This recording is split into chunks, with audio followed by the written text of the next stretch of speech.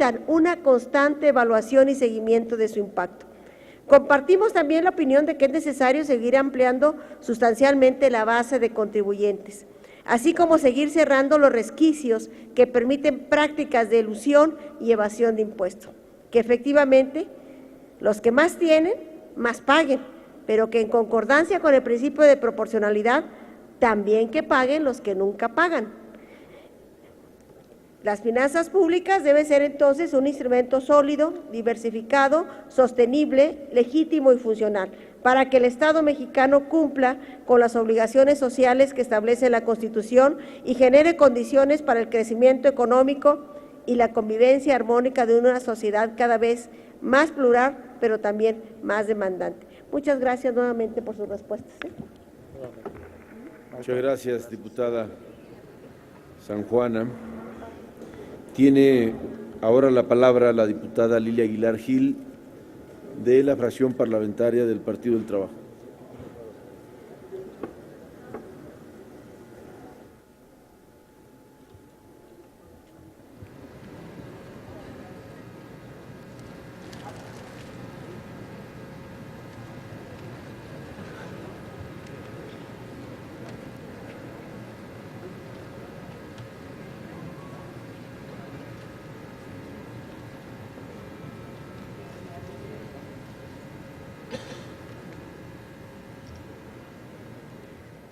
Muchas gracias, con la venia de la Asamblea.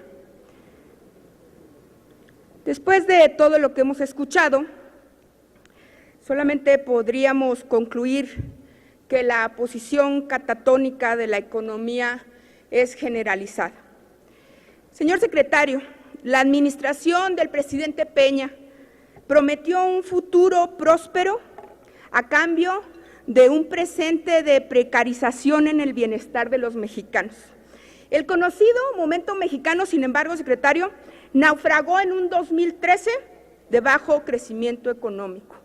El proceso de reformas estructurales que el gobierno federal planteó como estrategia para el desarrollo de este país ha terminado, sí, en un cambio legal de la materia energética, financiera, laboral, de telecomunicaciones, económica y fiscal, por citar algunas. Sin embargo, el gobierno apostó todo a un supuesto futuro que olvidó el presente. Y aquí vale hacer un paréntesis, porque creo que es importante decir que ha sucedido algo gracioso en esta comparecencia.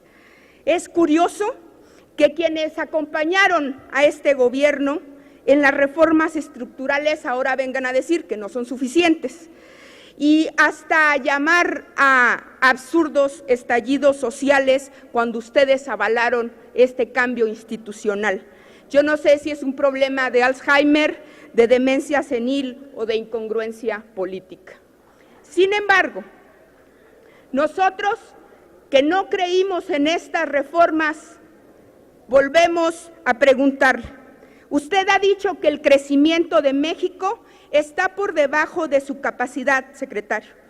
Es más, ha dicho en esta misma comparecencia que estamos pasando por un déficit temporal y que para salir de este tenemos que seguir una trayectoria anunciada.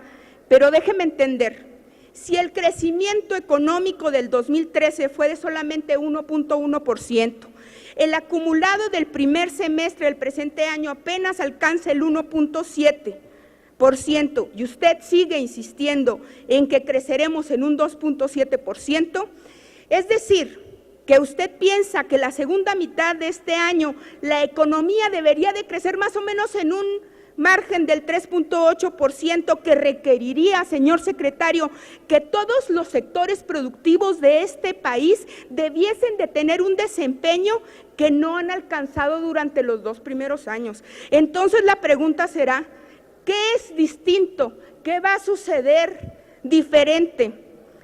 ¿O su esperanza recae solamente en el aumento, en el crecimiento de la economía de los Estados Unidos y en la reforma energética, que por cierto usted ya ha dicho aquí que no tendrá efectos hasta el mediano plazo? La evidencia para nosotros es clara.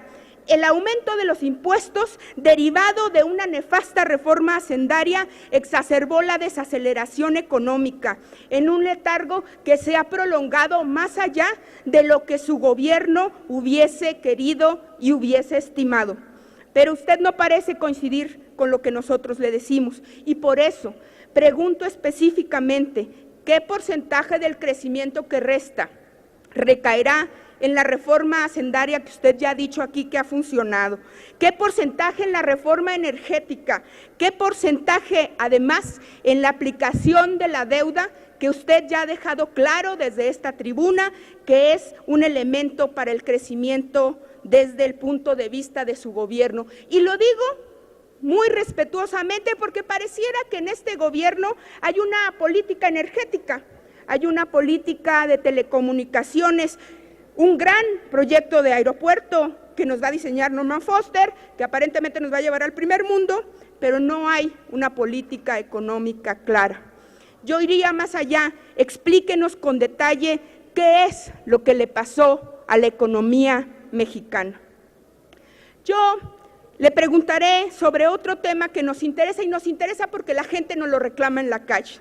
La desaparición del régimen de pequeños contribuyentes, que se cambió por el régimen de incorporación fiscal, que usted ya aquí ha hablado algunas cosas sobre él, decía que incorporaría a 1 millón de usuarios nuevos. La verdad, señor secretario, es que el régimen de incorporación no simplifica ni ayuda. El régimen de incorporación ahuyenta a los contribuyentes actuales y expulsa a los más vulnerables. Este nuevo régimen obliga a la gente que vende tacos en la calle, a los que tienen una papelería, unos abarrotes, hasta quienes tienen un poco más de ingresos de 100,000 pesos al año, a tener que hacer sus declaraciones por internet e inclusive emitir comprobantes fiscales. La pregunta específica, señor secretario, es, ¿no es irreal esta medida? Y lo digo de verdad con mucha preocupación. Es casi entendida como una decisión de escritorio si entendemos que únicamente el 22% de los mexicanos tienen acceso a Internet de manera permanente, 70% de los mexicanos son analfabetas tecnológicos y 40% de la población no tiene acceso a la conectividad. Más aún, yo lo invitaría a mi tierra, a Chihuahua, al municipio de Manuel Benavides, donde este gobierno ni los anteriores siquiera han podido llevar acceso a la telefonía celular. Díganos, señor secretario, con precisión, ¿cuántos usuarios se dieron de baja en este nuevo régimen de incorporación? Y sobre todo, ¿cuántos no han podido presentar sus declaraciones debido no solamente a la ineficiente plataforma que ustedes pretendieron usar, sino además debido a la complejidad que éste tiene? ¿Por qué lanzar este nuevo régimen si no tenían los elementos ni tecnológicos ni humanos para hacerle frente? Pero sobre todo, señor secretario, y en ánimo de honestidad intelectual, ¿por qué no optar por un régimen simplificado que usted y yo sabemos funciona mejor para la gente que quieren incorporar a la formalidad y aceptar el fracaso del régimen de incorporación? Más aún, ustedes no solamente no lo aceptan, sino que lanzan un programa para enganchar a los informales, diciendo que atraerán 28.6 millones de mexicanos a este régimen, cuando el régimen de incorporación no ha logrado ni siquiera atraer el millón inicial que ustedes tenían como meta. Que por cierto, además, este nuevo programa que ha anunciado el gobierno federal rompe con su promesa de 0 privilegios fiscales. Señor secretario, solamente un asunto de no aceptar que se equivocaron y poder decir en el discurso que no hay aumento de impuestos ni cambio en la miscelánea fiscal. Finalmente, con esto cierro, señor presidente, el tema del empleo. El tema del empleo es un gran problema en este país y es un juego de números. Y fíjese bien, señor secretario, el problema no es tener expectativas demasiado positivas. lo que permitiría cuestionar las mismas. El problema es el bajo dinamismo que se debe a la precarización del mercado interno, en donde la precarización laboral sigue a la alza y limita la capacidad del desarrollo del país. Según la Coneval y su indicador de tendencia laboral de la pobreza, la precarización laboral del empleo en México sigue avanzando a una tasa anual del 3.5 en el segundo trimestre de 2014, pero más aún, no hay calidad en los salarios. Y las preguntas con las que yo terminaría, y agradezco la paciencia del tiempo, es ¿cuánto empleo formal se va a generar hacia finales del año? ¿De cuánto es su estimación de crecimiento en el segundo trimestre del año y con base a qué? De no alcanzarse, pues, este crecimiento nuevamente, ¿cómo modificaría esto su pronóstico para el 2015? Y con esto termino. ¿Cuándo comenzará a recuperarse el poder adquisitivo de los salarios? Muchas gracias. Muchas gracias, diputada Aguilar. Tiene el uso de la palabra el señor secretario hasta por 5 minutos para dar respuesta. Gracias, señor presidente. Diputada Aguilar, muchas gracias por sus preguntas. En materia de crecimiento económico, usted hace un cálculo correcto. El crecimiento promedio del primer semestre fue del 1.7%, por lo tanto, para alcanzar la cifra de 2.7, que es nuestra estimación para el final del año, necesitamos en el segundo semestre crecer al 3.6%. ¿Cómo estamos creciendo actualmente? La cifra más reciente que tenemos es la del segundo trimestre, que según el INEGI estamos creciendo a una tasa trimestral del 1.04%. Si anualizamos esa tasa, es una tasa del 4.22%, superior al 3.6%. Esto quiere decir que ya en el segundo trimestre del año, el ritmo de crecimiento es consistente con este 2.7% o 3.6% que necesitamos en promedio en el segundo semestre. Y le comparto algunos datos adicionales. Las exportaciones no petroleras están creciendo a una tasa del 8.2% anual con datos a julio. Las ventas de las tiendas de autoservicio y departamentales reportadas el día de ayer en el mes de agosto tienen una expansión nominal a tiendas totales del 8%, es decir, un crecimiento real ya superior al 4%. El empleo formal, los registrados en el Instituto Mexicano del Seguro Social, tiene ya una tasa de crecimiento del 3.7% al mes de julio, superior al que necesitamos para crecer al 2.7%. Y otras materias, por ejemplo, la industria de la construcción, que el año pasado tuvo una contracción superior al 4%, y la ya crecimientos consecutivos. La inversión fija bruta publicada esta mañana en materia de la construcción tuvo un crecimiento mensual desestacionalizado del 0.2%, es decir, un crecimiento anualizado del 2.4%, por lo cual también el sector de la construcción apuntalará las cifras de crecimiento. Estas son las cifras que más allá de los deseos nos llevan de manera técnica a concluir que nuestra estimación del 2.7 la sostenemos y que está en línea con la mayoría de las estimaciones que hacen los economistas del mercado financiero. Con respecto al régimen de incorporación fiscal, comparto con usted algunas cifras que creo que son alentadoras. Me pregunta usted cuántos contribuyentes estaban registrados en el antiguo régimen de pequeños contribuyentes, los llamados repecos, que administraban los estados de la República. Teníamos 3.5 millones de contribuyentes. ¿Cuántos tenemos ahora ya dados de alta en el nuevo régimen de incorporación fiscal? Tenemos 4.25 millones de contribuyentes. Esto quiere decir, y esta es una cifra del 24 de agosto, esto quiere decir que en menos de 8 meses tenemos ya 753,000 nuevos contribuyentes, que son claramente consistentes con la meta anual que usted ha comentado. Ahora, con respecto a la complejidad de llevar a cabo declaraciones, en el mes de agosto, que acaba de concluir, recibimos 2.6 millones de declaraciones electrónicas, todas del régimen de incorporación fiscal. Y esto ha sido gracias al esfuerzo de mucha gente. Hemos encontrado muchos casos en todo el país donde la reacción inicial de los contribuyentes fue de un profundo rechazo por el desconocimiento de lo que representaba el régimen. Pero hay casos, desde el mercado de Sonora aquí en la Ciudad de México o el mercado Pino Suárez en Tabasco, donde gracias a la buena disposición de los comerciantes, de los pequeños contribuyentes, nos han permitido transmitirles lo que en realidad significa el nuevo régimen. Los beneficios que tiene estar en el régimen de incorporación fiscal y que los ha hecho hoy en día promotores activos de este régimen. Hemos contado con la colaboración de los gobiernos de los estados, de las cámaras de comercio de todo el país, del Consejo Coordinador Empresarial, y hoy vemos que el reto más importante es un reto de comunicación, de explicar los beneficios de este nuevo régimen, porque es muy claro que el temor surge del desconocimiento de la realidad del nuevo régimen.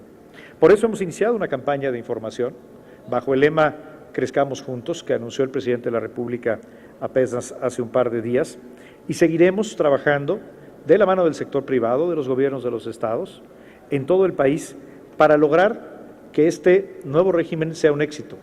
Porque no se trata solamente de cambiar la forma de pagar impuestos, se trata de hacer un combate integral a la informalidad para promover como un valor de inclusión social a la formalidad, con todos los beneficios que ello implica en materia de crédito y de seguridad social.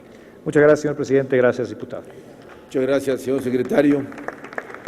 Consulto a la diputada Lilia Aguilar si hará uso de su tiempo para sus comentarios. Si es así, tiene la palabra hasta por 3 minutos.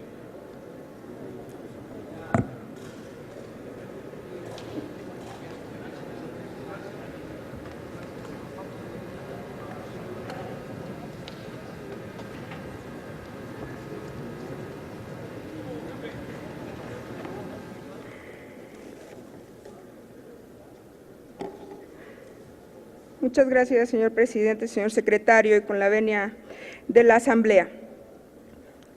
Permítame, señor secretario, no compartir su optimismo en el tema del crecimiento económico. Sin embargo, me parece que dejar solamente en las ventas al menudeo, que es lo que alcancé a escuchar, en la industria de la construcción, y entendí también en anteriores respuestas, en la de los metales, el crecimiento acumulado del 3.6, según usted señaló, me parece optimista. Y yo creo que la expectativa del crecimiento de 2014 se ha diluido y se va a diluir. Sin embargo, solamente para esto basta ver las cifras oficiales. El sexenio corre el riesgo de que en el mejor de los casos pueda terminar con un promedio de crecimiento económico que solamente alcance el 3%. Pero veamos cómo funciona entonces sus expectativas. Pero hablemos un poco de reforma financiera, señor secretario. Y con esto voy a cerrar. Usted ha dicho en esta comparecencia, y lástima que solamente tengo ya este espacio, que la reforma financiera daba créditos más baratos. El día de hoy se anuncia en un diario nacional que los pequeños contribuyentes están enfrentando tasas de hasta el 69%. Esto me da una idea de que probablemente aquella burbuja en la fijación de las tasas de la tasa de interés de los mismos banqueros está siendo una realidad. Se ha dicho también por parte del presidente que iba a haber un número mayor de créditos. Aparentemente la comparación con hace 2 años no les beneficia y está un poquito más abajo el número de créditos otorgados, nada más que aparentemente hoy un poco más altos.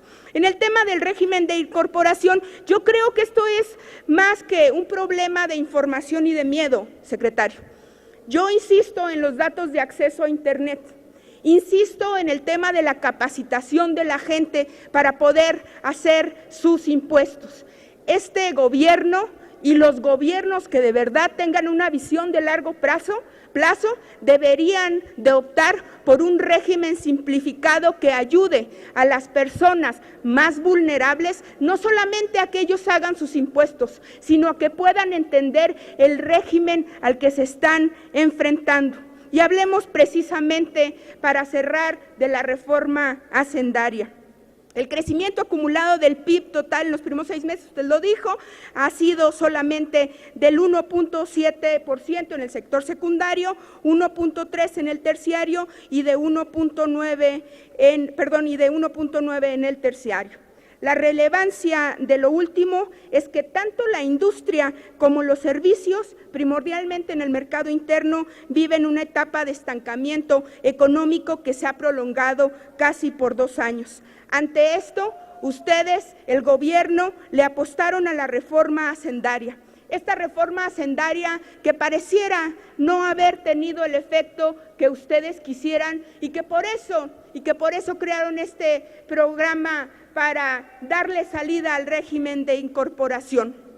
Señor secretario, la conclusión es simple: la reforma hacendaria inhibió la inversión privada y el gasto público no se ha ejercido en tiempo y forma, así como ni en sectores ni en regiones que actualmente contribuyen al crecimiento económico. La pregunta permanece: ¿cómo hará para cumplir con su meta de crecimiento? Pero sobre todo, señor secretario, lo vuelvo a preguntar: ¿qué le pasó a la economía mexicana para, como usted lo catalogó, esté en estos márgenes de mediocridad? Muchas gracias. Muchas gracias, diputada. Tiene la palabra el diputado Juan Ignacio Sampeiro, de Movimiento Ciudadano, hasta por 5 minutos.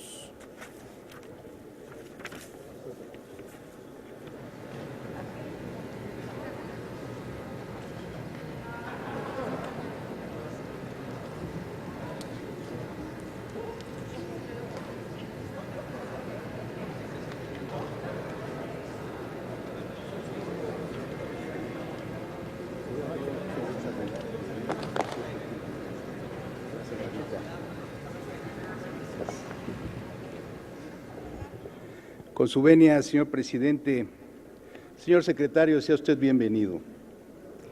Compañeras y compañeros diputados, la propuesta económica del señor presidente de la República va encaminada para la reactivación de la economía de nuestro país, sobre todo para apoyar a las pequeñas y a las medianas empresas, que son las que dan empleo a cerca del 80% de la población trabajadora de nuestro país. Y es por eso que nosotros vemos que hay algunas acciones en algunas instituciones que retrasan o que no permiten este avance que se ha hecho en la propuesta del señor presidente. Y es la siguiente, señor secretario. El insumo principal de las empresas después del capital humano es el económico, que permite desde adquirir el capital de trabajo hasta hacer grandes inversiones. Y en ese sentido hay un punto en el que la Secretaría de Hacienda a su cargo, y concretamente el Servicio de Administración Tributaria, tiene una alta responsabilidad. Me refiero en concreto al tema de las devoluciones del impuesto al valor agregado. Las empresas que tienen tasa cero y elevados niveles de inversión, como la industria manufacturera automotriz, la maquiladora o el sector agropecuario, están frenadas en su actividad porque se han retrasado o incluso detenido las devoluciones a las que te he hecho, pues se han establecido tasas menores que solo se concretan en la medida que se van dando las devoluciones. En primer lugar, el plazo que establece el Código Fiscal para devolver el saldo a favor es de 60 días, contando los destinados al requerimiento, y esto no se cumple en muchos casos. Datos de la Prodecom permiten conocer que la autoridad tarda en ocasiones y en la mayoría de las veces un promedio de 200 días para hacer las devoluciones, lo que descapitalizaría a cualquier empresa. Inclusive, los medios dan cuenta de que para capitalizar a sus empresas, algunos contribuyentes han recurrido al financiamiento bancario y las instituciones están aceptando la carátula del SAT con saldo a favor como respaldo del endeudamiento, lo que además es delicado porque no siempre los saldos concluyen con la devolución. Existen empresas, por otra parte, que llegaron al límite con esta situación y que ahora prefieren suspender sus exportaciones o repercutir el IVA que pagan a sus proveedores locales en el precio final, lo que es inflacionario y les resta competitividad en el mercado. Merece atención preferencial el hecho de que el 76% de los trámites de devolución en 2013 se resolvieron desfavorablemente a los contribuyentes con procedimientos que inclusive han ido señalados como violatorios de los derechos de los contribuyentes, como una regulación excesiva con base en información de la Procuraduría de la Defensa del Contribuyente. De acuerdo con lo que ha manifestado esa Procuraduría en diversos foros, se solicita a los contribuyentes más de 60 documentos por trámite de 30 rubros distintos, algunos de los cuales el SAT ya tiene en su poder, y solo el 3% de los documentos exhibidos por los contribuyentes son los que en promedio esa autoridad toma en cuenta para resolver las devoluciones en cuestión. Entendemos una situación. Esta política la aplicaron las autoridades hacendarias a raíz de que se detectó la venta de facturas falsas que presentaban algunos contribuyentes para reclamar la devolución del IVA. Sin embargo, consideramos que no es correcto que paguen justos por pecadores. Consideramos que aplicar un criterio general de retrasar la entrega de los saldos a favor de los exportadores es excesivo. Si la idea era poner orden en estas operaciones, el SAT debe de ir directo con quienes venden las facturas falsas y quienes las compran, pero no afectar a todo el sector exportador y a las empresas que han venido a invertir a México y que tienen saldos a favor del IVA. En virtud de lo anterior, señor secretario, ¿nos puede usted señalar qué resultados se han logrado con esta política de revisión exhaustiva en el combate a las solicitudes ilegales de devoluciones de IVA y si se puede esperar una política diferente de la autoridad respecto de las devoluciones para los meses siguientes a efecto de impulsar la actividad empresarial? Por sus respuestas, muchas gracias, señor secretario. Muchas gracias, señor diputado. Tiene la palabra el señor secretario hasta por 5 minutos para la respuesta. Muchas gracias, señor presidente. Diputado Samperio, toca usted un punto muy importante que sin duda ha sido del interés de miles de contribuyentes, de empresas, que es el de la devolución de impuestos, particularmente la devolución del impuesto al valor agregado. ¿Por qué la autoridad fiscal tenía que tomar medidas con carácter de emergencia en esta materia? Le comparto una cifra. En el periodo de 2010 a 2012, la recaudación del IVA creció en términos reales solamente el 6.8% real. En ese mismo periodo, las devoluciones crecieron 36.2% real. ¿Qué quiere decir esto? Que las devoluciones estaban creciendo 5 veces más que la recaudación del impuesto. Esto lo único que hace es poner en evidencia la proliferación y el agravamiento de las prácticas ilegales para obtener devoluciones indebidas. Y hay que reconocer que la mayoría de estas devoluciones, como el resto de la actividad recaudatoria, corresponde a grandes contribuyentes. Por lo tanto, de manera emergente, el SAT tomó medidas para introducir controles adicionales, específicamente las devoluciones que antes se tramitaban únicamente en las administraciones locales de recaudación, aquellas de más de 1 millón de pesos, todas están siendo revisadas también de manera central. Sin embargo, esto genera que haya un plazo más largo para tramitar las devoluciones y por lo tanto no es una solución permanente. Esta no puede ser la solución definitiva, porque como usted bien lo ha dicho, lo que se trata es de detener aquellas devoluciones indebidas, pero para la gran mayoría de los contribuyentes que solicitan devoluciones conforme a derecho, el SAT tiene la obligación de entregarlas de manera simple y expedita. Por lo tanto, hemos tomado 3 medidas. Recordemos que el grueso de las devoluciones del IVA se dan en 3 rubros de actividad económica. Lo que tiene que ver con el sector exportador, lo que tiene que ver con el sector primario y con los inversionistas en bienes nuevos de activo. Estos son los 3 rubros que explican prácticamente el 95% de las devoluciones de IVA. ¿Qué estamos haciendo? Primero, con respecto a aquellos contribuyentes en el ámbito del sector agropecuario y para todas las devoluciones de menos de 500,000 pesos. Se les facilitó ya a través de una regla del SAT que la devolución debe de ocurrir en un máximo de 20 días. ¿Qué ha provocado esto? Esto disminuyó ya en 9 días el promedio de entrega de devoluciones al sector primario. En el periodo de enero a junio estábamos tardando unos 25 días en promedio y ya en el periodo de julio a agosto este plazo se ha reducido en promedio a 16 días.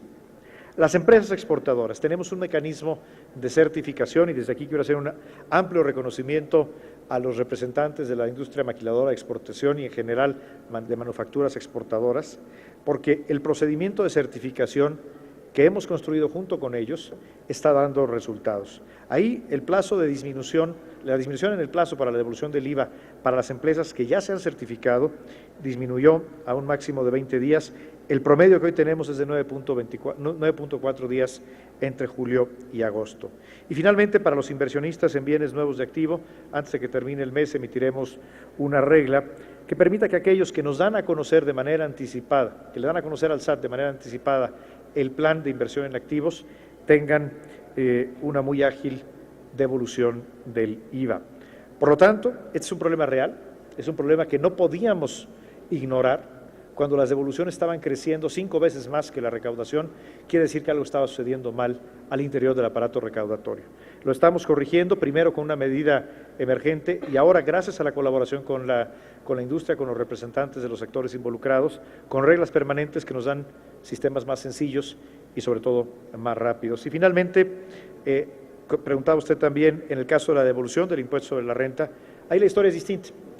En este año tenemos más devoluciones a personas físicas en materia de impuestos sobre la renta por un monto mayor y en menos tiempo. Ya se ha devuelto un monto de 24,000 millones de pesos a personas físicas, que es un monto históricamente alto, lo cual está 4,000 millones arriba del máximo histórico que se había alcanzado en el año 2012 y seguiremos trabajando en esta dirección para que todo contribuyente cumplido que le pida con derecho una devolución al SAT la reciba de manera oportuna. Muchas gracias. Muchas gracias, secretario. Tiene la palabra el diputado Samperio hasta por 3 minutos para su comentario.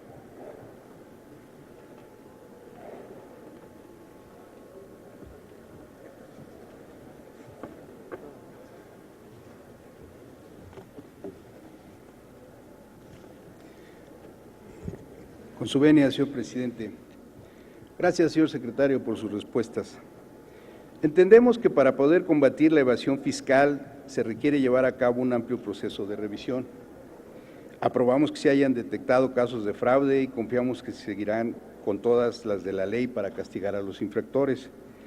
Pero también, asimismo, solicitamos que los mecanismos de acreditación se aceleren los procesos de devolución para el campo y para las maquiladoras. Sin embargo, insistimos que hay que fortalecer los mecanismos para que la gente honesta y las pequeñas empresas puedan recibir sus devoluciones en tiempo y forma, de tal manera que este proceso no represente un freno a la actividad económica. Asimismo, también solicitamos que los trámites de importación y pagos de derechos sean más ágiles en las aduanas y en las oficinas receptoras, porque eso también permite que no se tenga un buen avance en la economía de nuestro país. La economía necesitará todo el apoyo disponible para salir adelante. Es por eso que consideramos que el gobierno debe de ser un impulsor del desarrollo económico, mas no una traba para que esto no se avance. Muchas gracias. Muchas gracias, diputado Samperio. Tiene ahora la palabra el diputado Ernesto Núñez Aguilar, del Partido Verde, hasta por 5 minutos.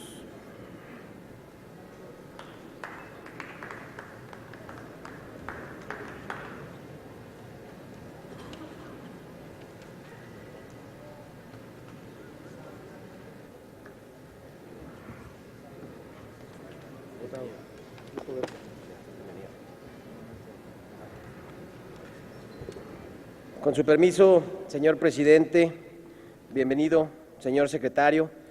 Es muy conocido de todos los que aquí estamos que los gobiernos de los diferentes niveles, federal, estatal y municipal, históricamente siempre han tenido problemas, ya que siempre han contado con menos recursos de los que necesitan para atender las necesidades más básicas de la población, como son asignaciones en gasto público para áreas de salud, educación, seguridad pública, solo por mencionar algunos ejemplos. Y hoy una muestra clara de esto que mencionamos es en el estado de Michoacán, donde tenemos severos problemas. En gran medida, el nivel reducido de la recaudación en México ha obedecido a la existencia en su momento de regímenes especiales y a tratamientos preferenciales que reducían injustificadamente el pago de impuestos y evitaban una contribución justa de todos de acuerdo a sus capacidades. La reforma hacendaria que aprobamos el año pasado presentó un importante avance en el objetivo de acotar o incluso de eliminar por completo los regímenes especiales que existían. Otro de los grandes objetivos de la reforma hacendaria consistió en simplificar el cumplimiento de las obligaciones del pago de impuestos por parte de personas y de empresas. Ello obedeció a que el tiempo y los recursos humanos financieros que las personas y empresas de nuestro país tienen que tienen que dedicar para su pago de impuestos es un costo para ellos y que nadie gana con ello. De ahí la importancia de la simplificación. Una de las principales medidas para lograr una mayor simplificación fue la eliminación del impuesto empresarial a tasa única, conocido como el IETU, y del impuesto a los depósitos en efectivo, conocido como el IDE. Sin embargo, considerando la importancia de contar con niveles de recaudación adecuados en el contexto de la reforma, se realizaron modificaciones al impuesto sobre la renta, con el objetivo de que la eliminación del IETU y del IDE no resultara en menores ingresos públicos. En ese contexto, le solicito nos explique, secretario, si se cumplió con el objetivo de que no se debilitara la recaudación ante la eliminación del IETU y del IDE. Y por otro lado, en el debate que sostuvimos en torno a la reforma, se escucharon algunas voces que indicaron que las modificaciones al ISR para no dañar la recaudación tendrían diversos efectos negativos. Por lo tanto, requerimos que nos aclare si las modificaciones realizadas al ISR han tenido efectos negativos sobre la economía y en particular sobre las prestaciones de los trabajadores. Es todo, señor secretario. Gracias, presidente. Gracias. Diputado Núñez, tiene ahora la palabra el señor secretario hasta por 5 minutos para dar su respuesta. Gracias, señor presidente. Diputado Núñez, muchas gracias. Uno de los objetivos de la reforma hacendaria indudablemente fue simplificar el sistema del impuesto sobre la renta, que tenía un impuesto de control, que obligaba a que cualquier contribuyente empresarial pagaba 2 impuestos, tenía que llevar 2 contabilidades tributarias, la del impuesto sobre la renta a las empresas y la del impuesto empresarial a tasa única. Esta era una de las complejidades mayores que tenía el sistema tributario mexicano y tal vez una de las críticas más agudas que tenía nuestro sistema fiscal. Gracias al respaldo de la Cámara de Diputados, se eliminó el impuesto especial a tasa única y también el impuesto a los depósitos en efectivo.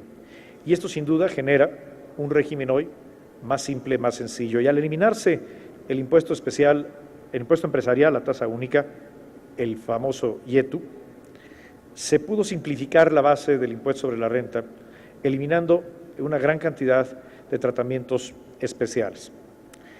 ¿Cuál ha sido el resultado recaudatorio del sistema renta?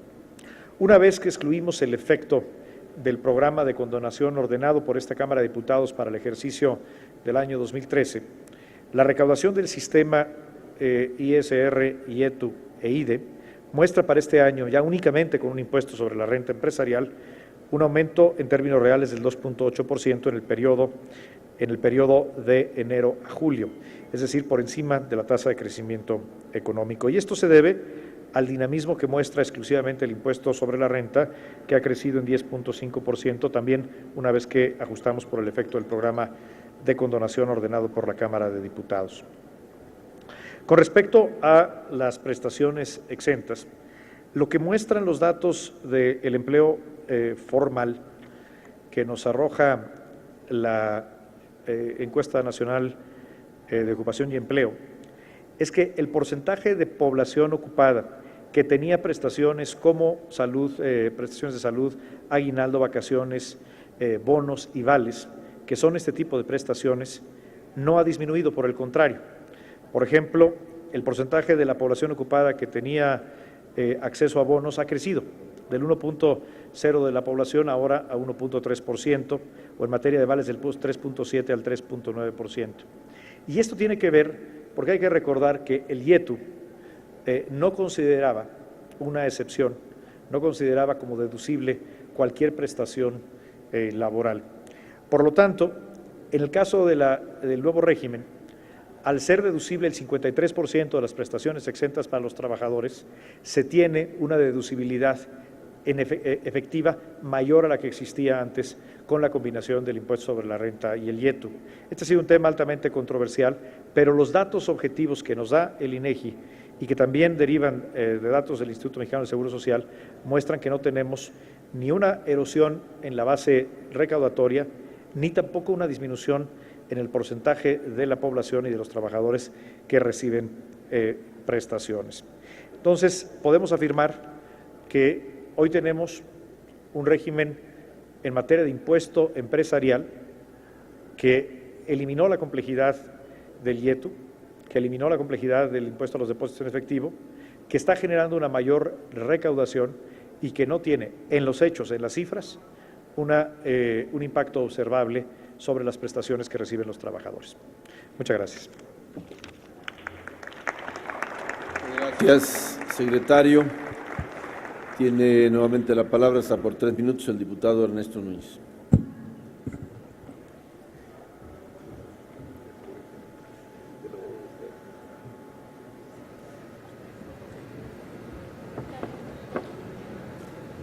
Con su permiso, de nuevo, diputado presidente. Señor secretario, le agradezco su respuesta y la verdad que al Grupo Parlamentario del Partido Verde nos da mucho gusto corroborar y vemos con mucho beneplácito que las modificaciones que hace un año discutimos y aprobamos en esta legislatura hayan dado como resultado un mejoramiento a nuestro sistema tributario. Sin lugar a dudas, un sistema de impuestos en el que las personas y las empresas tienen que dedicar menos tiempo y menos recursos humanos y financieros a cumplir con los trámites asociados al cumplimiento de obligaciones es un mejor sistema. Los recursos que se liberan de las tareas administrativas se pueden dedicar a otras tareas, aumentando la productividad de nuestra economía, y así se está viendo reflejado.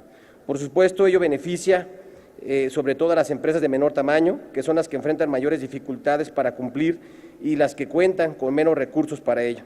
Además, una mayor simplicidad invita a un mayor cumplimiento. Por otro lado, es importante mencionar la importancia de que los trabajadores no hayan sido afectados negativamente por esta medida. El bienestar de los trabajadores, secretario, debe ser siempre un principio guía de las decisiones de política pública. Los indicadores que usted señala en cuanto a empleo formal y prestaciones laborales dan razón para pensar que nos vemos en la dirección correcta, aún reconociendo que queda mucho por hacer. Por ello, continuaremos trabajando junto con el Ejecutivo Federal en el desarrollo de políticas que nos permitan avanzar más rápido hacia el objetivo de incrementar los niveles de vida de todos los mexicanos. Muchas gracias, señor secretario. Muchas gracias, diputado Núñez. Tiene ahora la palabra el diputado Alejandro Cuevas Mena del Partido de la Revolución Democrática, hasta por 5 minutos.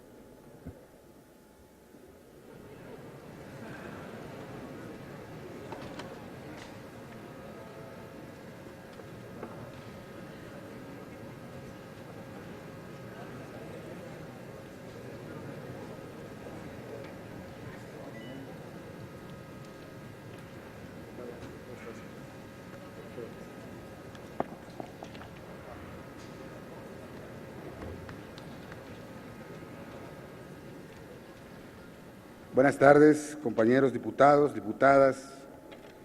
Con su permiso, señor presidente,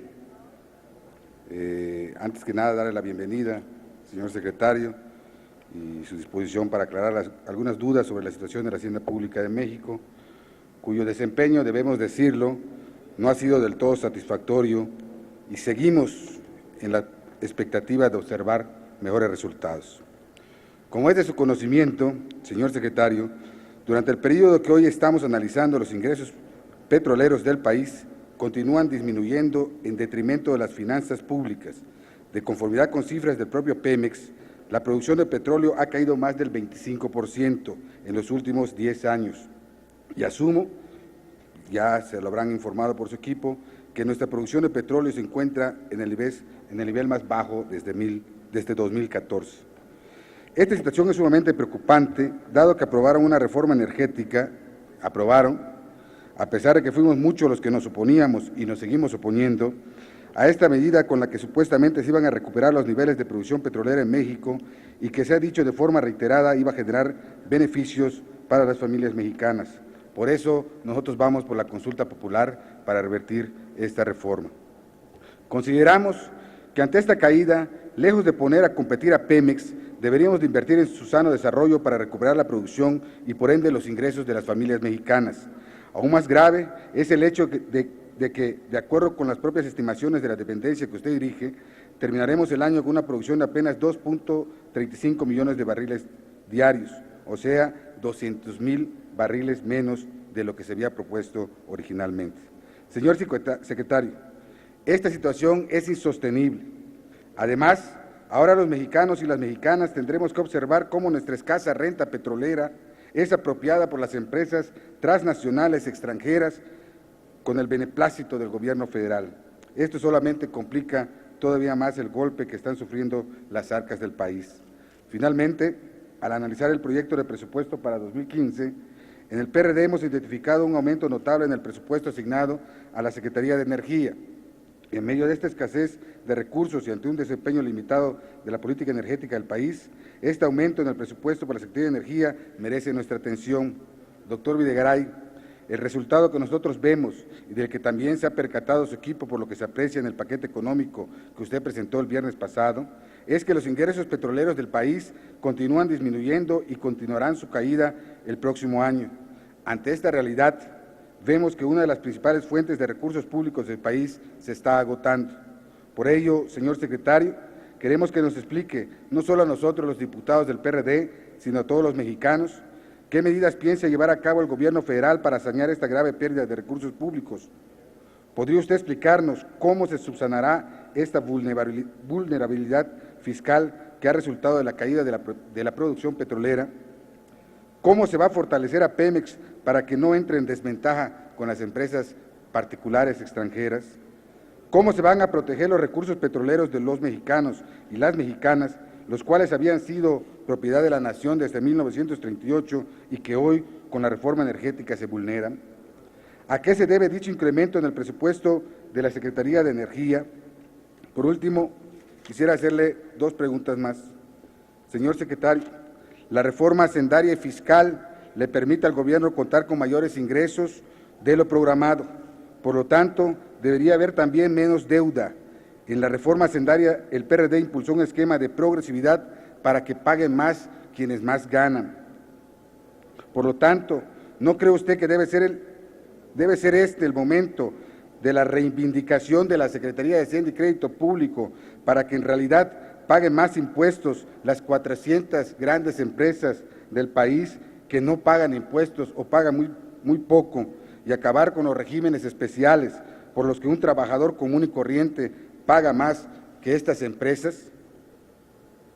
La estimación del precio de barril del petróleo es de $82. En ese orden de ideas sobre transparencia y rendición de cuentas, sabemos que Pemex, la extracción de recursos petroleros, le deja una utilidad de entre el 80 y 90% por barril. En lo relativo al proyecto de iniciativa de ley de ingresos de la Federación, que prevé un nuevo régimen fiscal para petróleos mexicanos, disminuyendo la carga impositiva de los derechos de 9 a solo 3, nos queda la duda de cuál será la cuantía que estiman por concepto de contratos, ya que no se establece el porcentaje de la utilidad que obtendrán las empresas particulares, o sea, cuánto le va a dejar a la hacienda mexicana el barril que extraigan las empresas extranjeras. Por su respuesta, muchas gracias. Muchas gracias, diputado Cuevas. Tiene la palabra el señor secretario para dar su respuesta hasta por 5 minutos. Gracias, señor presidente. Señor diputado Alejandro Cuevas, muchas gracias por sus preguntas. Empiezo por el tema de la renta petrolera, porque creo que uno de los objetivos fundamentales de la reforma energética en su sustento constitucional y particularmente en los aspectos tributarios que fueron discutidos y aprobados por la Cámara de Diputados, es precisamente la preservación de la renta petrolera para el Estado mexicano. Y esto se logra, primero, haciendo que la variable clave para la asignación de los nuevos contratos sea precisamente una competencia entre los participantes para dar un porcentaje mayor al Estado mexicano.